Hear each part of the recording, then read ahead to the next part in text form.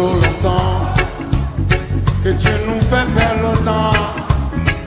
Depuis 40 ans, tu refuses de foutre le camp. Aujourd'hui, nous demandons la vigilance de la population. Si tu nous laisses dans la merde, oh là là, oh là là, quitte le pouvoir, quitte le pouvoir. Mesdames et messieurs, chers téléspectateurs, bonjour. Comme vous pouvez le constater, c'est tout à fait une émission spéciale Temps de vérité. Nous sommes descendus ici au rond-point Belvédère, où il va se tenir dans quelques minutes. Nous sommes aujourd'hui le 2 août 2025. Il va se tenir une grande marche de soutien aux institutions, non seulement de la province, mais aussi de la République démocratique du Congo. Et comme vous le savez, l'arrivée du chef de l'État est vraiment imminente. Et voilà pourquoi le parti politique AVC Autre Vision du Congo, dirigé de main de maître dans la ville portière de Matadi par Emery Makwa Béton, sous son initiative bien sûr, a organisé cette marche. Mais cette marche n'est pas seulement, nous avons vu, il y a l'assistance non seulement du parti politique AVC, mais c'est toute la population du Congo central qui s'en est appropriée. Banambaza Matadi, on a rond-point Belvédère, on a bakila beno bifikula, bifikula ya isamu beneza wa beno Mositi, fumu ya iti, Félix Antoine Tshisekedi Tshilombo, tama mingi vana nkumila beto awo na mbaza Matadi, ndena yao. Parti politique AVC, ya Kedia Tsaka, parti ya ikele na autorité morale, mwana boala Didier Boudimbu, et nous avons organisé marche. On a Matadi parti politique qui a été Yandi Mosi, Emery Makwa Béton, et nous avons parti en Kankaka Mefukana, Kangunyo Siamatad Mefukana, Samuti, Ngizulu Yafumu ya Inti, Yavwana na Mutini Mosi, Yambote. Nous avons organisé marche. Nous avons soutenir, nous avons soutenir la Mbote. Institution provinciale à Beto, tata gouverneur à Beto, grâce à Maswangi Bilolo. Et Ngizulu ina ya fumu ya inti ya wana mutindi mosi yambote. Betre na Belvédère awa, betre bagabano bifikula awa. Na manima Belvédère betre kita na stade Lumumba, betre nengumuka na ville na gouvernorat, betre kwenda na rond-point Fachi, Félix Antoine Tshisekedi Tshilombo, et betre do mansa marche à Beto. Na la payote qui foulou Emery Makwa yoza tuba mambu na nkango yake vwana kuna na kati ya la payote. Beno vivre ambiance ya marche qui toi dina nkango ya Matadi. Merci qui funda matondo na debre mazela kena manima ya bifikula et beno mona marche ya mutindi yake lutila awa kubandila na Belvédère qui betika nenguka na la payote.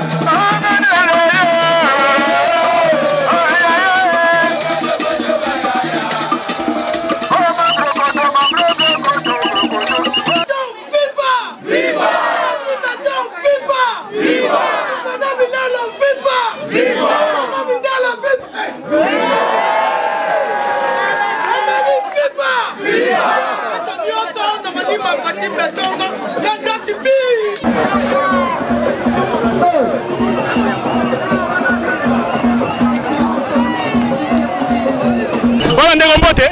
Mbote papa. Voilà, c'est ngoni nous allons ba sentiment dans ndenge nini na marche oyo za programmer le pour préparer l'arrivée à chef de l'État dans Congo central.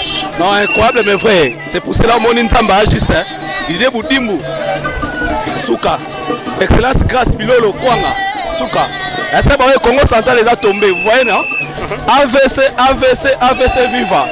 Donc son nom. Nabisayo Félix Amon Nzambe. Bato va comprendre ngote. Et va comprendre ngolobi. Grâce Bilolo c'est une grâce. Il y a prophète Oyo. Bato va comprendre ngolobi. So mon biso auto telemi. Tout le monde a raté, tout le monde a dit gouverneur, c'est comme si le président de la République, comme il y a des doutes, on dirait c'est comme si tout le monde arrivé au monde. Bon, voilà ce qu'on a côté.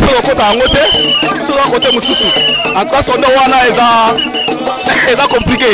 Donc c'est un peu ça. Hein? Donc, il y a un foule. Alors, ça a bien accueilli parce que la province n'a pas Zamba sunga biso abatela biso tama mdezo kenele pona mambo wana lobi wana en tout cas na yebi yango vraiment fumate nazoko maîtriser ngote. Merci beaucoup mon frère. Merci beaucoup. Voilà maître Simon et voilà nous sommes avec vous. Bonjour. Vous participez dans cette marche. Dites-nous quelle est l'ambiance et pourquoi vous organisez cette marche. En tout cas l'ambiance elle est tellement festive. Cette marche est organisée en prévision de l'arrivée du chef de l'État dans la province du Congo central. Voilà pourquoi la population du Congo central est mobilisée derrière son excellence, monsieur le gouverneur de province, Grâce Bilolo. Nous, vous voyez les drapeaux du parti politique AVC et nous qui sommes l'ACRO, INASBEL qui est partenaire privilégié, partenaire de taille de ces partis politiques. Voilà pourquoi nous sommes en train de sensibiliser la population, de se ranger derrière le président de la République, derrière le gouverneur de province pour le bien-être de la communauté congolaise et du Congo central en particulier. Donc nous lançons un appel pathétique à toute la population du Congo central de réserver un accueil chaleureux à son excellence, monsieur le président de la République. Alors, dites-nous, toutes les dispositions ont déjà été prises pour que le Congo central puisse recevoir le chef de l'État Félix Antoine Tshisekedi Tshilombo. Oui, les dispositions sont en train d'être prises et donc voilà pourquoi nous disons les états-majors de chaque parti politique, de toutes les structures des forces vives de la nation, de pouvoir se ranger, de se mobiliser massivement pour accueillir le chef de l'État. Je pense que les dispositifs du côté des autorités, du côté de la population sont en train d'être prises pour que cet accueil soit vraiment une démonstration et que nous aimons le chef de l'État. Nous sommes tous derrière le gouverneur de province au regard de ce qu'il est en train de faire. Parce que c'est lui qui représente le chef de l'État au niveau de la province. Et au regard de ses actions qu'il est en train de poser en faveur de la population, cela ne fait pas débat. Des chantiers qui sont en train d'être lancés, exécutés. Je pense que lorsque le chef de l'État sera là, ça serait aussi une occasion. Pourquoi ne pas, n'est-ce pas, inaugurer certains chantiers qui ont déjà exécuté. Nous pensons que c'est la joie pour le Congo central et la population doit remercier le gouverneur de province par rapport à tout ce qu'il fait parce qu'il incarne la vision du chef de l'État dans la province du Congo central. Voilà, pour terminer, comme vous le savez, le chef de l'État arrive, mais les troubles de fête ne manquent pas. Quel conseil vous pouvez donner? Qu'est-ce que vous pouvez dire à tous ceux qui, d'une manière ou d'une autre, veulent saper l'arrivée du premier citoyen de la République démocratique du Congo dans la province du Congo central? Vous savez, le peuple Mukongo, c'est un peuple pacifique. Nous devons bannir tout ce qui est haine. Nous devons bannir tout ce qui est jalousie. Nous devons bannir tout ce qui est division. Et donc, soyons unis. Tous les discours, n'est-ce pas, qui ne peuvent pas consolider la cohésion, tous les discours qui ne peuvent pas consolider l'unité, nous devons les bannir. Soyons tous unis autour de notre gouverneur de province pour que nous puissions construire cette province. S'il n'y a pas de paix, s'il n'y a pas de cohésion, nul ne peut être exécuté en faveur de cette population. Voilà pourquoi bannissons la haine, bannissons, n'est-ce pas, l'égocentrisme, mais plutôt soyons soudés, soyons unis, soyons pacifiques pour que la province aille de l'avant. Voilà, ça n'est fini. Je crois que Maître Simon nous a éclairé et le chef de l'État sera accueilli chaleureusement dans la province du Congo central, qui est aussi sa propre province. Et donc toutes les dispositions ont déjà été prises par le gouverneur du Congo central, grâce Kwanga Maswangi Bilolo. Et nous sommes venus là, chers téléspectateurs, assister à une marche de soutien, bien sûr, avec nos amis de l'AVC. Autre vision du Congo, le parti cher à l'excellence Didier Boudimbu Toubouanga. Voilà, nous continuons notre marche. Ici, nous sommes non loin de l'IS Matadi, à la maison communale de Mvouzi. Et nous allons descendre jusque pour arriver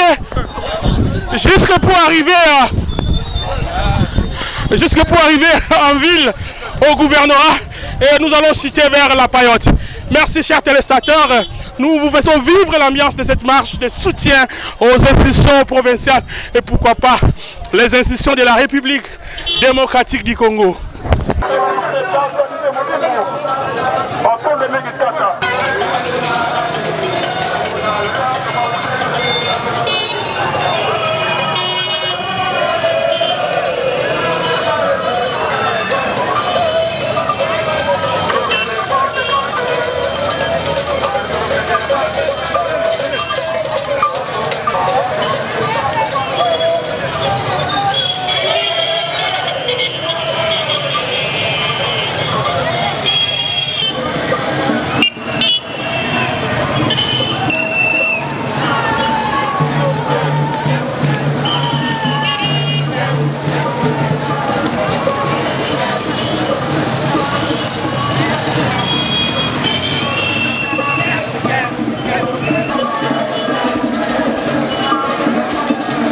Rond-point, il y a Ami Congo, tu es depuis Belvedere. Voilà, tu es en face de la Ndekomoko ya brigade, à se présenter, à Sabiso. Pour Nanini, ça marche. En tout cas, il y a des Makaya, autrement dit, il y a des convois. Donc, marche, il y a soutien pour le président Félix Antoine Tshisekedi Tshilombo. Nous avons éclairé dans le Congo central, il marche pour le pas de problème. En tout cas, ça arrivé à chef de l'État. Et puis nous, en tant que leader d'opinion, la population, nous devons rassurer le chef de l'État. En tout cas, chef de l'État, sans toi à l'aise, qu'il y a la Congo centrale, avec ces partis politiques de Congo, tout ce forum là, qui met en place le résultat. Fanda calme, merci beaucoup. Voilà, Bandeko, Tozakaka Awa, mais Tozana le Yemoko Dadimbela, le grand leader de la brigade. Oui, Mbote, le grand journaliste Sondo. Tout le monde a Katia Foul, ça pour Nanini. En tout cas, il y a marche de soutien. Il y a un parti politique Nabiso, AVC, pour soutenir notre président Fachi Béton à Béton, ou à Longi Bitumba, ou à Longoli Biso, Namaboko Yabangunia, donc la position est bic. Donc il y a un autre tombé là vraiment. Arrivé à bien la province, il y a Congo central. Donc il faut que béton à béton. Moukwa Tombolo. Autorité morale d'Ide Boudimbu, Azawana. Le gouverneur Grâce Kwanga Maswangi Bilo, Azawana, Badjo Soulier, Azawana, Bazola, Matomina, Azawana.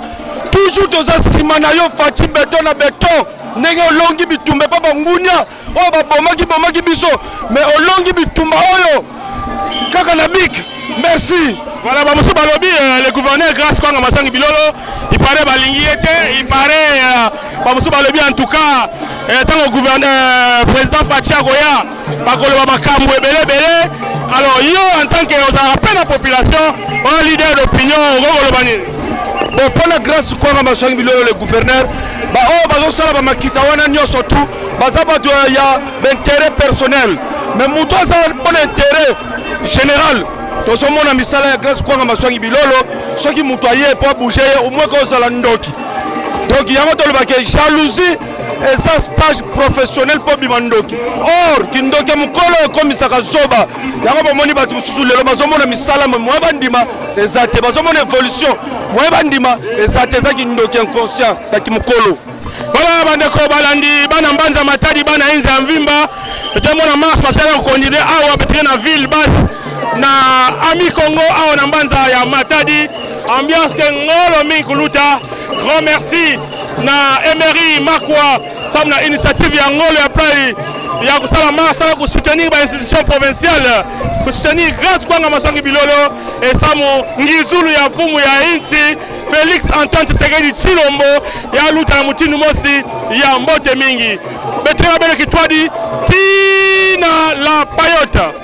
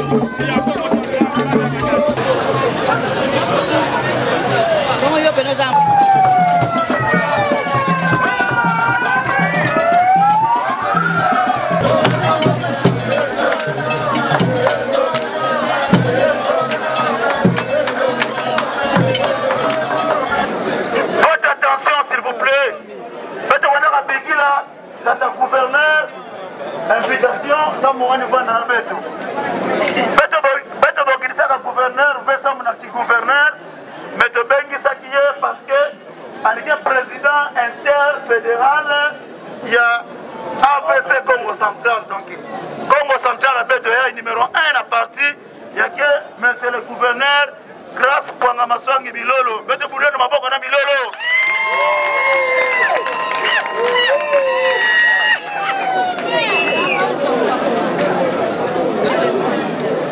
Ani pokidisaka munu tofana ni mazono na pipa nazalaki pana ina ndaku na ba 19h10 kwa 20h30 beto tema solo mingi sababu na mambo metala kisunga nande ya Congo Central mambo metala vile Matadi na mambo metala parti beto fuanda kana chargé de mission na nitaka metelema amefanda papa telema dia papa voilà lui c'est le chargé de mission du gouverneur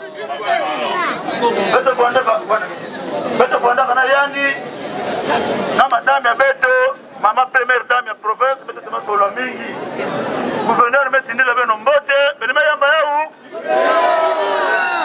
mama Benedict Bilolo première dame metindi le mama no sombote mama benema yamba yau gouverneur metuba play emery samedi ngai na sala kate mais bubu yai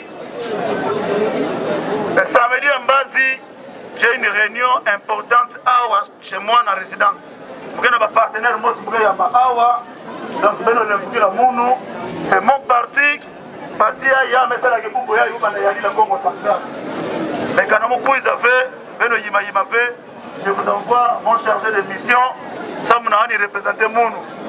Donc message pendant pour me katuka na tata fumu benengua aron ke pesa beno message gouverneur metu ba fly na yani mosi anikisala lele kusala kisalo fe ba moment où tu traverser et ça ba moment de turbulence na province et ça ba moment de turbulence na pays ba ina kitu bala information na ba réseaux sociaux ba ina kela ndaka information na ba TV ba kena ko ba ko sa façon voilà kina pondile façon province kina pondila grâce Bilolo c'est quelqu'un qui a la très bonne volonté ya kutunga Congo Central beno mesomeza ba ba ina tomina kani ifasa ba bungira avec la province mesomeza ba yawa ibuna ba ina basa avec la place mesomeza ba wa ibuna voilà mesomeza ba ni façon mesomeza bungira avec la province grâce Bilolo de vous apporter la province à terre bamba tatama kina gouvernement ba mesomeza ba ni mambo ba kina kumona kuna province yake à terre mais na ile ne déjà Bilolo mesala a nous plus amanisé avec le stade ina mesala 14 ans babu isaka stade ina na tata mo simekuwa tata mo anikeso kuiza ili para candidat maire de la ville awa ya turi ina anikeso kuiza bureau assemblée ya simba pe ya turi ina anikeso kuiza gouvernorat papa ngembo te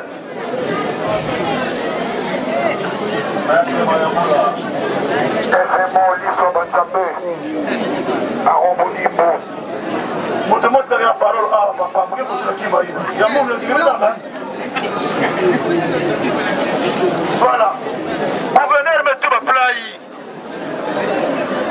bana Matadi anike zola beno mingi parce que kembo nike bakaka na Matadi à part Matadi na matiela wake pia ni kembo play bubu yai Matadi metelema samna kusanisi na gouverneur Matadi metelema samna kusanisi na mfumo mbele ya parti son excellence Didier Boudimbo Ntubwanga inake autorité morale ya parti bubu yai Matadi metelema samna kusanisi na mfumo hizi Fatima atatu na kufuata tu papa yako nipe mambo kana kiatu kezo na kuta pasa nike monaka memona mekabima yake fana meno na nganda prix na fait je vous assure que le pays a été bloqué 18 ans na bâtiment de Kaplai Fatima c'est l'assemblée ko bimama kizenge mo Kaplai ya kulanda batongo nzokande ani vana fionukina sombe ni baka yao sana nge baka sombe na libulu na inti ya diba il faut que tout la mette il faut que kizenge bendaka ni malembe donc mboka na biso ezaki na maboko ya Kagame na batu na ye mais lelo oyo tomoni ke boala même fumfumuka boala même futuki na bete bakongole sa mona faci beton afaci beton faci beton bete metambula bubu yayi sa mona kusoutenir bakoro yina kena kusalema entre bete na États-Unis nakoloba na bino boye mboka babenga Qatar mboka babenga Koweït yaki babwana mosi bwanaka na bagere mosi funeta bagere na bete kanameki wa bagere di golf na 1990-93 bakaki avant pour que tu fasses seremo guerre wana ya Saddam Hussein ya vanda ba chef ba américain kuza intervenir awa tuzaki na guerre na est tomonaki na Congo central batumi balekaka bayaki mpona kosensibiliser population ndona na biso mama Sumina na son excellence Didier Budimbu esili bamususu bazalaki na bandako na bango tomonaki excellence Budimbu atambolaki na Mwanda na Boma Congo central nyonso tomoni mama ndona na biso mama Sumina atambolaki batumi bale tosengi na chef de l'État azokisa biso na gouvernorat gouverneur manager ngai nazaka peme na gouverneur na naso mutu bayebo ko vetere plus aza gouverneur na lobi ya maplenere awo voilà mais asombi ba ministre na biso ba mituka asombi ba tracteur pour la banzela et banzela ezosala mapaka donc soutenir gouverneur na biso ya Congo central et ba réseaux sociaux bato tout bazofinga gouverneur o akomona na susu tokolanda ye biso bato ya AVC voilà aza déchété aza gouverneur du Congo central mututu azofinga gouverneur so omoni ye tozabaki président de la république inakwiza munu tsotso munu vanaka muzuna neema yabo donc yakele fait que président kinakwiza inauguré stade ani kinakwiza sala visite ya stade parce que jamais baki inauguré kima ki inachevé ani akwiza kuvisite beto bana matadi belgelomba kaka kima mosi na place ya président tata président dans la place betumele ndila kanangele na konsa diboko na poche samuna beto mansa ba vestiaire si moi ekele les fils qui na tribune d'honneur beto tout la pe matolo ça va papa parce que kana beneke na 2 matchs yemi kota 14h tina 18h yakesa la place na ito wana betuke lomba anipesa beto quelque chose beto tout la matolo na stade donc voilà kaka diamu pe na muno ya mambo stade beto. Vous pouvez les constater, nous sommes ici à La Paillote, cette grande salle d'Apaillote, le lieu où se tient régulièrement les grandes activités dans la ville portuaire de Matadi. Et en face de moi, nous avons Maître Simon, qui est connu dans le média de la province du Congo central. Vous avez suivi, mais aujourd'hui nous venons de suivre bien entendu les discours du président Emery Makwa. Monsieur Aron aussi a parlé, et l'honorable ou l'excellence Thomas Kiakokwa. Voilà, alors Maître Simon, qu'est-ce que nous pouvons retenir par rapport au discours qui venait d'être dit ici à La Paillote? Voilà, merci de la parole. Ce que nous devons retenir par rapport au discours qui vient d'être prononcé ici à La Paillote, je pense que d'abord le message est simple. La province du Congo central attend de manière éminente l'arrivée du chef de l'État. Il faudrait que la population se mobilise pour accueillir le chef de l'État. Au regard des efforts qui sont en train d'être fournis au niveau national, déjà sur le plan diplomatique, avec la situation de la guerre qui se vit à l'est de notre pays, je pense que d'aucun ignore, d'aucun Congolais ne peut ignorer les efforts sur le plan diplomatique qui sont en train d'être fournis. Et donc aujourd'hui, il est question de rechercher la paix, il est question de rétablir la paix au niveau de l'est de notre pays, parce que ça fait plus de décennies où la population est tellement massacrée, alors nous en avons marre. Et le chef de l'État s'investit dans ce sens pour que la paix revienne dans cette partie du pays. Au-delà de tout, la vision qu'il a pour ces pays, cette vision qui est répercutée au niveau de la province par son Excellence, Monsieur le Gouverneur de province, Grace Maswangi Kwanga Bilolo. Voilà, merci beaucoup. Le message est passé. Donc, la province du Congo central est disposée de recevoir le président de la République, Félix Antoine Tshisekedi Tshilombo. Alors, ONG Asbel Lacro, qu'est-ce que cela veut dire? Nous voyons le président, Maître Mayambula Lutete. Parlez-nous un peu de votre Asbel. Merci de la parole. En fait, Lacro signifie l'arme des crocodiles. C'est une association sans but lucratif, une ONGDH dont le président fondateur c'est Maître Mayambula Lutete Eugène. Il est avocat, il évolue ici dans la province du Congo central, principalement à Matadi. Et donc, c'est une structure qui promouvoit le développement, une structure qui accompagne les autorités. Lorsqu'il y a une vision qui promouvoit l'intérêt supérieur de la population, nous sommes là. Et donc, nous organisons des activités en faveur de la population, notamment les personnes désœuvrées. Nous venons en appui des gens parfois qui sont victimes des injustices devant la justice. Nous sommes là pour assister à des audiences pour que de ces victimes-là puissent obtenir réparation dans une certaine mesure. Et donc nous sommes là dans plusieurs activités, des activités sociales. Nous assistons les élèves au niveau des écoles, nous avons construit des écoles et partout ailleurs, il y a des gens qui viennent vers nous, des gens qui ont des difficultés et donc nous venons apporter notre soutien par rapport à cette population qui souffre. Alors, votre siège pour terminer? Le siège, nous sommes au niveau du 24-15 ici à Matadi, donc en diagonale de l'ancien bâtiment satellite. Lorsque vous venez à côté, si vous connaissez la librairie Mediasport, et nous sommes à côté, je rappelle, nous sommes au niveau de la place 24-15. Lorsque vous venez, nous sommes là de lundi à samedi. Merci beaucoup, maître. Nous disons grand merci aussi à monsieur le président de l'ACRO, qui n'est rien d'autre que maître Mayambula. Et donc, nous allons chercher des voies et moyens pour le rencontrer dans son bureau et préparer une émission avec lui. Émission Temps de vérité. Félix Antoine Tshisekedi Tshilombo, Bikata Tanzania, le gouverneur Grace Kwanga Maswangi Bilolo, et pourquoi pas le vice-gouverneur Prosper Ntela, et pourquoi pas aussi le président de l'Assemblée provinciale, l'honorable Papi Mantezolo. Merci en tout cas dans la mobilisation, il y a AVC, président Emery Makwa Batikayo, le parti cher à l'honorable à l'excellence Didier Boudimbu, toujours en avant, et AVC Kuntwala Kaka. Merci de Mazela derrière la caméra. Grand merci à toute l'équipe technique qui nous a tenu compagnie. On se retrouve très prochainement. Au revoir.